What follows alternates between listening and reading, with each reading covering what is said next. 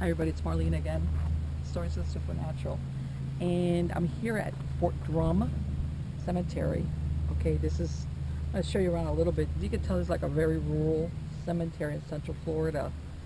And again, think of it, Fort Drum. This is, the origins of a lot of these locations are forts. This is when areas were getting settled, and one of the first things that the government would do would be put a fort for soldiers and so forth. And they have some very interesting looking graves here, and I thought I'd stop in because this is a small, I'll probably put more information once I do the R-word research a little bit more about Fort Drum, even though I've heard of Fort Drum all my life.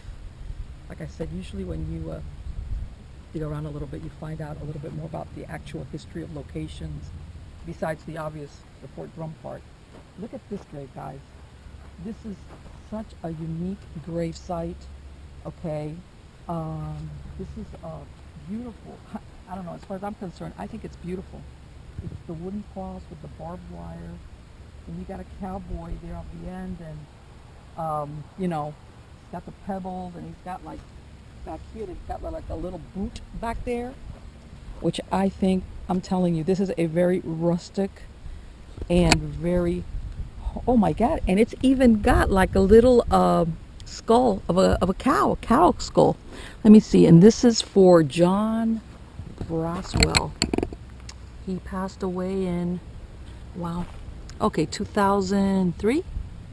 Okay, I can't tell. All right, usually the feeling I get is that this was probably someone who didn't have really that much money, or the family didn't have that much money to get one of these, etched tombstones. And that's the kind of marker that you get for like free, and they kind of did this on their own. And let me tell you something, whoever did this basically homemade, family made memorial, I think it's beautiful. But that's what I think. Let's take a look here. Come on, let's look over here. Okay, this looks like this might be, I don't know, you know what, I guess a lot of people are doing taking it upon themselves to do that, which is to make their own memorials. This looks like might be a child's memorial, maybe even a little boy. Okay, Garrett Watson, yeah, 2016, which this seems to be a child that died, I don't know if immediately or but within the first year of life. And the thing about these memorials, though, which I have found when I've gone to older, is that they're very rustic, they're beautiful, and they're very personal, but they don't stand the test of time very well. That's what I've found when I've gone to other cemeteries, which all you've got is a spot and nothing, and later on you find out that what they had done was something having to do with wood or things like this. Okay, now we've got here a Mary Lou Jolly. I like that name. Mary Lou passed away September 22nd of 1935. Yep. Okay. Let's see. Let's take a look over here. Hi. Hey, Joseph. Oh my God. I love it. Joseph. We've got a picture of Joseph. Okay. And he passed away in 2005. So apparently the burials here are not only from way back, but usually very recent. As a matter of fact, we've got a hole here. That's probably a tortoise hole or something. One of those ground tortoises, lives there. Let's see. Let's take a look over here. I'm gonna go over to the middle area because I find that usually the older graves are in right at the entrance or in the middle part, and then as the graves go further out and outwards, back and outwards, it's newer. At least not all of them, but most of them. But anyway, see guys, I don't want to talk. Not looking at you guys because you can't hear what I'm saying. But anyway, let's see. Let me see if my theory proves true. Died in 1980, passed away 1945. Okay. Yeah, and it looks like these are all from the McLaughlin company, McLaughlin family. Okay. Yeah. This is the McLaughlin. Uh, and here we have this lady. Beautiful picture of her, Marianne McLaughlin. She passed away in 1938. Okay, so apparently, some of her other family members that have passed on afterwards, they got buried out here as well. And Joanna, see that this is 1964. Yeah, this is, you could tell, there's burials out here, but not that many, because you'll have somebody that passed away in 1936. By the way, this is another McLaughlin. I wonder if he's related to the other McLaughlins. He passed away in 1936, and he's buried right next to somebody that passed away in, a lot of years later. Let's see. You can tell we also got some veterans out here. Okay. Let me see. And we've got a family plot over here. Let's see. And usually that's your first indicator when you see these. You can tell this is a recent family plot, because they've even got granite dividers. And this looks like it's for the Holmes family, Holmes. We've got Marion, passed away in 1924, born 1908, died in 1924, 16 years old. So yeah, this is the Holmes family plot.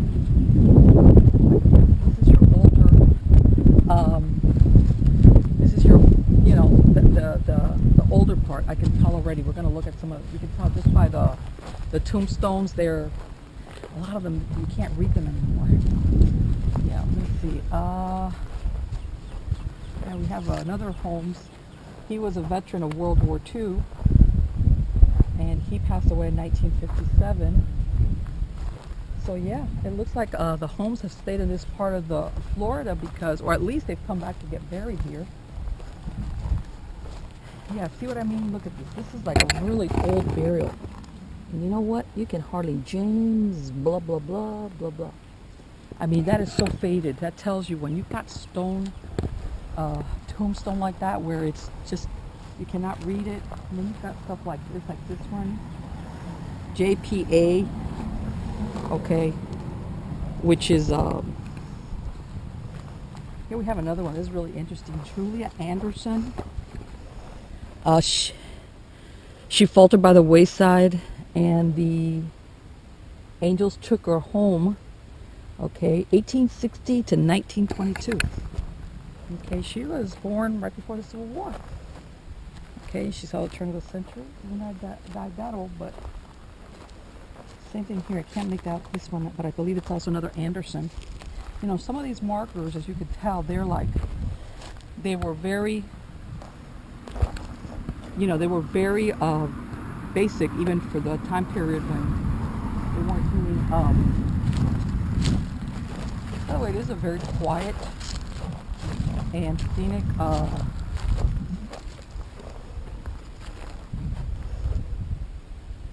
This one I can't make out, but you could tell it fell down from the pedestal that it was on. Okay, and yeah, it looks like somebody just propped it up there. That was nice. That thing weighs a lot, you could tell. Okay, let me see. In a minute, I'm going to go and get my little mini obulus. I just left it in the car, so we could pick anything up. Just out of curiosity. As a matter of fact, you know what? I got the little tingle. So I'm going to, hold on a minute, guys. Let me go get that mini obulus. Hi everybody. Before I move on to the second part of the video where I'm using my mini obulus, I thought I'd give you a little bit of history about Fort Drum, or the ghost town that is Fort Drum. It was established during the Seminole Wars, and it was built in the 1840s, and it was abandoned soon after. But that was just the beginning. It was First of all, it was located at the crossroads of what's called Old Wire Road and Winterset. All right, and usually I found that on the sites of these forts where people, the frontiers town would come in, where settlers would come in, even if, like in this case, the fort was abandoned. All right, which as a matter of fact, there's little evidence now left of where the fort once stood. So of course, like I said, that was during the 1840s because there was a series of wars called the Seminole Wars here in Central Florida. So following the close of the Civil War in 1865, uh, pioneers began to view the area as a fine cattle range. And one of the founding members was a gentleman by the name of Henry Parker, okay, who opened a store and a trading post attached to the side of his log cabin home. And the nearby Seminole Indians were some of Parker's regular customers, and they traded alligator, deer, and otter hides for guns, ammunitions, and groceries. And you see this type of pioneer spirit played out across America in different frontiers towns. Now, despite the Seminole Wars, like I said, of the prior years, there were many Native Americans who were friends of the pioneers and who made Henry Parker's store their source of supplies. One of them was an Indian by the name of Henry Parker and his squaw Polly Parker. Now, just so that you can get an idea of the frontier uh, type of atmosphere or daily living that was part and parcel of living at this time in this part of Central Florida. She was captured by the army in a community close by there called East Poga, and she and 30 other Seminoles were put on board a steamboat headed over to the Arkansas Territory. She's a smart lady, though. When the boat stopped at St. Mark's for fuel, she escaped along with 5 others. Now, what they did was they hid by the day and traveled by night, and they made their way back to the Okeechobee area because this area is not too far from Okeechobee Lake. And as a matter of fact, her daughter, Lucy Tiger, assisted greatly in relating the early history of the Seminoles. And I found in my research of this area that a lot of these founding families, their descendants, have stayed in the area. They haven't moved away. Now, again, Parker, along with other pioneers, can be found in Fort Drum in the cemetery. And I think something that's really interesting that I had to note was, believe it or not, Fort Drum or that area is the only known locale for crystal bearing fossil shells. Okay, and this had to do where at one time the level of Lake Okeechobee, of course, we're talking Pleistocene age, it contributed, where water was over what's now dry land, and it aided in producing these fossil shells, which can only be found in this area of Fort Drum. Now, with the completion in 1914 of the Kissimmee Valley extension, the Florida East Coast Railroad brought changes to the area. Now, they built a small depot over there in Fort Drum, as well as one to the north named Osawa and south of it called Hilolo.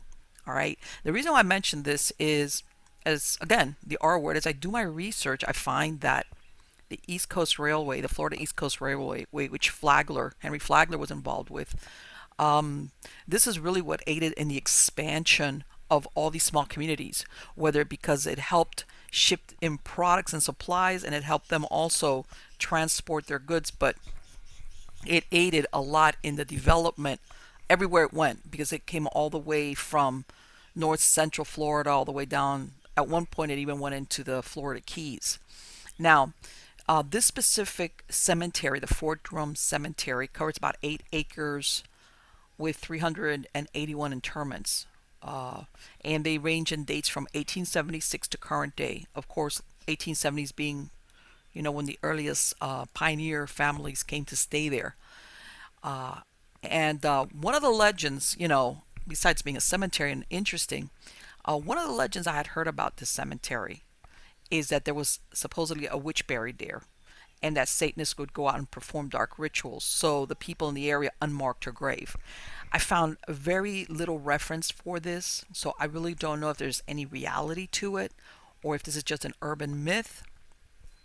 And as far as being an unmarked grave, there are so many graves there that's not that they're unmarked, it's just that time has faded away. So it's really difficult to determine, was this just the elements or did somebody unmark a grave purposely? Hard to say. When I walked around, to be honest with you, I didn't see any weird offerings or objects around that area. That doesn't mean it didn't happen. Okay, but let me go ahead and let you view the second part, which is when I pull out my Ovilus. And I think you're going to find that some of the words that were coming across were really, really eerie. So sit tight and listen to this.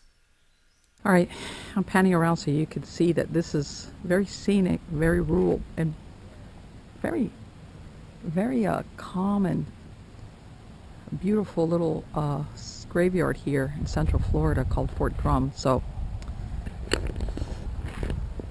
never fear, Marlene is here. So I just wanted to go ahead and take a look at a couple of other truck. Okay, that makes sense, and I'm going to tell you why. Number one, out here in this area, everybody drives a truck. Plus, especially on this highway that runs like maybe less than a quarter of a mile from here, is a main highway that truckers use it all the time. And I mean, it's historically been used to move stuff back and forth, but even now, you come down that highway and it's constantly, you know, it's a trucking route. Okay, so that truck part, it does absolutely make sense that I would be hearing it here, because for all I know, I've got somebody that really liked this truck, or I've even got a trucker that was buried out here. And like I said, I don't really ask direct questions because it's not an on-demand thing. Sometimes I just carry on my conversation looking at stuff, and they'll put in their words as they can. Okay, because sometimes, you know, from the other side, they just can't produce it at the very moment that you ask that question. So I think that this method I've had really good results with, so I'm going to keep doing it, which is, let's keep looking at a couple more graves and see if anybody else wants to put forth their 2 cents worth. Let me see, I'm going to go back over here, which is the older part. Oh, and by the way, look at this. This is, you can tell this is an old vaulted, it's beautiful. It's an oak tree with some Spanish moss hanging over it. I mean, you could tell that this is really, I'm going to tell you something. This must be mighty spooky at night, okay? You come out here on a moonlit night, especially this, with under this tree with all this Spanish moss. It's like, oh, yeah, baby. Yeah. Okay, and you can tell that I don't see any type of names. Oh, wait a minute. Let me see. Whatever was here has been broken off. And I've got here her trials are ended. She rests above. Okay. Who the she is? I mean, it looks like the rest of this. Okay. Oh. Oh yeah. Look at this. This is a Martha Smith Swain, born 1830, passed away 1885. Yeah, this is what I thought. This is really an old burial site. Okay. Yes, this is sure enough. And as you can tell, this brick that they use, that's incredible. It's that this vault is well over what, like 140 years old, and it's still there. Let's see. Let's keep on going over here. Like I said, I'm going to come back to these older graves. Unfortunately, some of them you can't. This person was born in 1887. I can't, you know what? I think it's the Swain family, I believe. Yeah, it's the Swain family, which is the same family as this lady. Eris Swain, born February 27th, 1889. Died 2.5 years. So this is a child's grave. Passed away, but then in like either in 1891 or 1892. Eris, second name is Swain. All right. Which unfortunately in those times, infant and child mortality was really high. You know, kids could die from a lot of different diseases. Out here there were outbreaks of yellow fever, besides all the other stuff. So yeah, unfortunately. And I have a feeling that other one over here is also a Swain family. I have a feeling that this is They're 4.5 years old. Nettie Swain, born 1887. Okay, these, for all we know, these might be I think these might have been twin children. They're both born on the same date, and it looks like they were both born in born in the same year and died in the same year. So either it was two children, siblings born, one at the beginning of the year, one at the end of the year. They both died at the same time. Germany. Interesting. Okay, let's see. I know I got some World War II vets out here, but let's see. But anyway, I bet you that these were siblings or at very least twins. These were twin children. That they both are marked on here that they died at 2.5 years of age. Okay. Let's see. Come on. Let's see if I can find somebody else over here. Like I said, I want to turn my back onto you guys because if not, you can't hear anything. The microphone on this camera's not that great. Thank God it's not windy or I don't got a lot of noise. As a matter of fact, we're the only ones out here. Isn't that great? Okay, let's see. Some of these are just like, you know, these were, I think back then this was like the barristers, these stone little glyphs that whatever was on there, I think sometimes all they would do sometimes is just put the person's initial. Okay, those are, you know, those are long gone. And now, you know, we also have the later ones, which is where they do the PVC cross. Okay.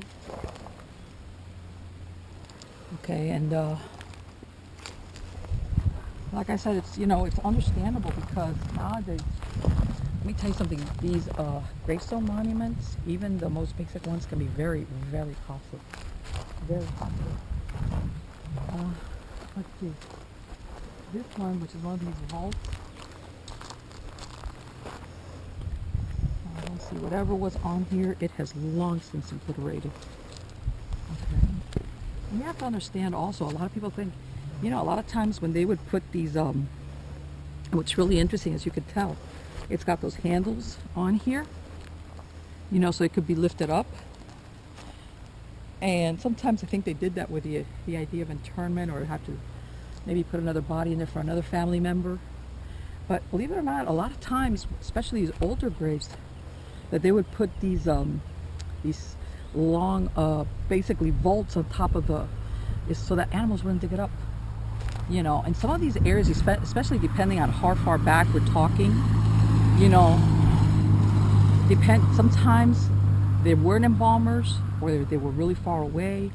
And let me tell you something, there's nothing like Florida heat and insects to make you want to put your deceased whoever in the ground quick.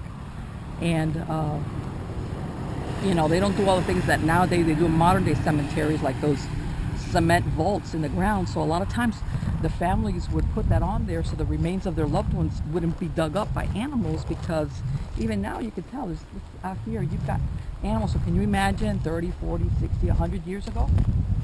You know? Okay. Let's see if what we got over here. You know what? There's that interesting one over there in the corner. Let's go look at that one. Let's see. And, you know, I wonder if this one, this got his Confederate flag up. And yeah, his name is, check it out, Henry. His name is Henry. Nice. Henry Parker, born April 15th, 1832, died March 3rd of 1908. Okay, so yeah, Henry, if I've got that Confederate flag, I don't know, but chances are that when the Civil War broke out, he was 20 something or 30 years old, so chances are that, yeah, maybe he did serve in the Civil War. Okay, this one again. Here's another one I can't make out. It says born something 1869. Math, okay. Died 1876. So we're talking here, a 7-year-old child. I can't make out what the name is. It's just that it's really overgrown. Math. That one I don't know what to say in that one. And you know what? It wouldn't be the first time though that I do get words, names, whatever, in the middle of mini obelisk, and at that moment I'm like, huh? But then later on, it comes together, you know. Let's see. Again, I don't want to turn my back on you guys. Yeah, let's see. Yeah, let's just see these over here in the corner. I'm usually very interested in. Okay. This looks like this is a child's grave. Okay, yeah, and some of these are. This was Sally Watford, born 1950, died 1998, but no. This is really unusual. Now, I think either we have two graves, because we have Sally. She was 38 years old, and then something nearing the 1947 Sally. I don't know if this is two people or one person. Okay. But yeah, you could tell that, again, this memorial that they did up there, that was like hand carved into the cement. She seems very well loved. Okay. Very well loved. So let's see. Let's take one more little run, and then we're on our way to another adventure, which is I'm gonna go to a ghost town and see what we can pick up for. Again, I don't know what this is. It's like some of these things are left over from, you know, things that broke apart, fell apart, you know, things like that. Overall, it's very peaceful so far. Now, again, this wouldn't be the first time that I've gone to a cemetery. Homework. Let me tell you something. That math and the homework part, that's too coincidental. Okay, that is too coincidental. And like I said, yeah, we might have maybe a younger spirit here. Like I said, even though a lot of these over here that we were looking at are the older graves, we do have more modern burials, because that math homework back to back, that's a little bit unusual. It's almost just like what does most kids not really are too, at least I wasn't happy about math homework. You know, it almost seems like the type of thing that, like that I don't know. When it comes to some of the things with the ovulists, I don't believe so much in the coincidence of things, or the coincidence of how things are come about. So let's see if okay, I'll tell you what. If whoever is putting out these words for math homework, help me find your grave if I can. Let's see. That's if you're buried here. And again, I want to clarify this. A lot of people think that whenever you get words or whatever on the ovulists, they're only going to be, you know, for the people that are buried here, but not really. If you have a discarnate soul, which is aware that you're trying to communicate, like you're in a place like this and you've got an ovulus or whatever it is that you've got going on, and they kind of like migrate over here trying to make themselves known. So a lot of times people make the mistake of thinking, oh, you know, it's got to be here. Not necessarily. It's not always there. Okay, so let's see if math homework, you know, messenger, you know, comes forward. Let's see. And I said, yeah, see, we have a burial here as recent as 2014. Okay. So that thing about the math homework is a lot of people say, well, that doesn't sound that old-fashioned. Yeah, but we have recent burials here. You know, this is remote. I mean, the community maybe is not that big around here where it's still open and it's still receiving burials even so many years later. I'm working my way back to the car, so I hope shower. Okay, that's definitely a modern ghost. Okay. Shower. You trying to tell me I need a shower? You need a shower? Come on, let me take a look at this. This is wow, these are really old, and the placards that were here, those are gone. So this leads me to believe that this is a very, very old burial. These two right here probably, let me see, hold on. something inscribed here at the bottom. Peace. Okay, and rest. Probably rest. Yeah, rest in peace. Okay. So, but yeah, you could tell these are people either of the same family or died at the same time, and probably quite a while ago, because even the stone etchings have been totally erased. And here we've got a gravestone that basically is propped up, but achieve. That, you know, see, that comes along with a. This is a something Bad Owens, born in 1926. I can't tell when he died, but basically, the tree had the last word when it comes to that gravesite. Okay. So yeah. You know what? And I don't know. This is me thinking. It almost does sound like a kid, like a child. Math, homework, shower, achieve. You know, it's almost like all the things that kids are expected to do. Like go take a shower so you can do your math homework so you can achieve. That doesn't sound too far-fetched, does it? I don't think it does. You know. So let's see.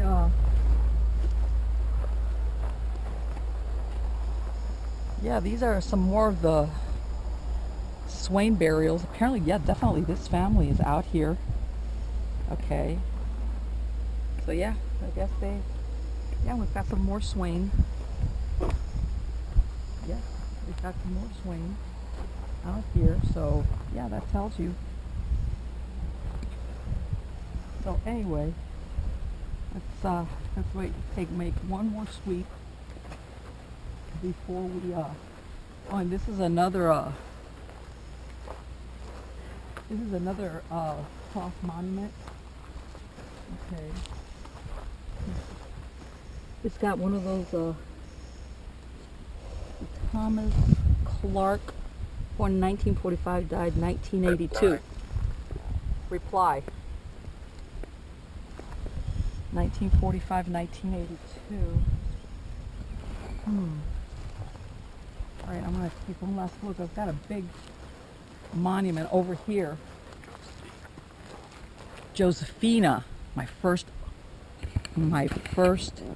name, Josephina. So far I haven't found that on any of the graves I looked at. But that doesn't mean anything. Maybe I haven't found it yet. So this one is, yeah, again, they're commemorating it with some panel.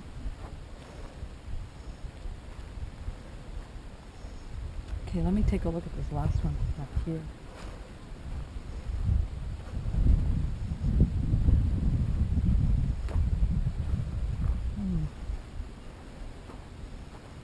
Okay, that was from that other Jolly Memorial. This is the son. Born in 1969, passed away in 1989. 20 years old. 30s.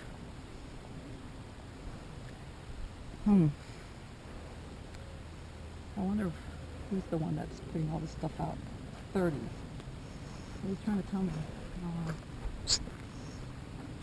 Or whatever that was, I don't know.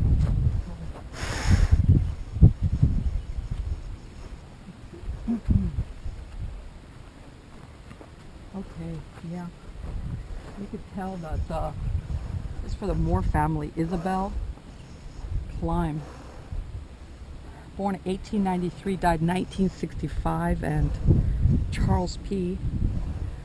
Born in 1891, died in 1939. So they were married. You know, she outlived him like 25, 26 years. So yeah, I knew that this was. And here they put like this granite siding fence, little low fence all around it. But anyway, guys, I'm gonna take one last look over here on this side, and then I gotta go. Let's see what happens. Come on.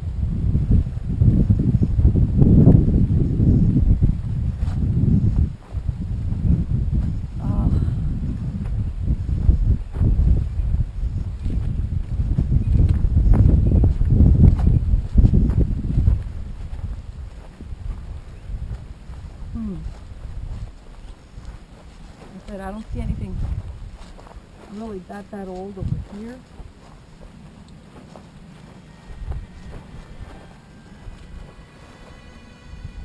Even though this one, he passed away in 1939, so I guess they're kind of spread out all over the place. And yeah.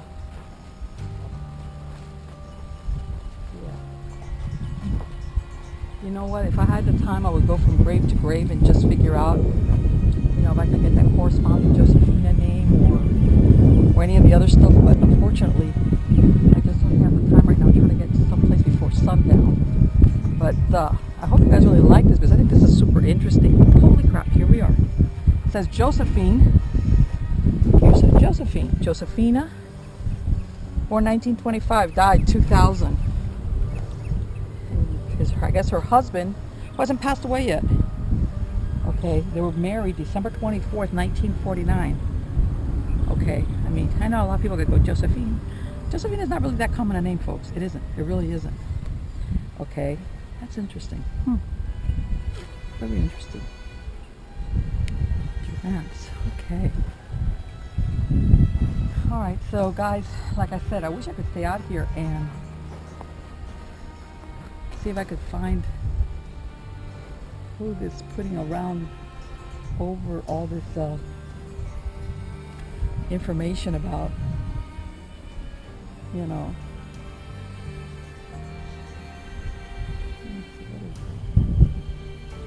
about the master. But I just don't have the time right now. I just don't have the time. So, hope you guys like it. Let's see if I capture any EVPs also when I play it back. That happens sometimes. Talk to you guys later.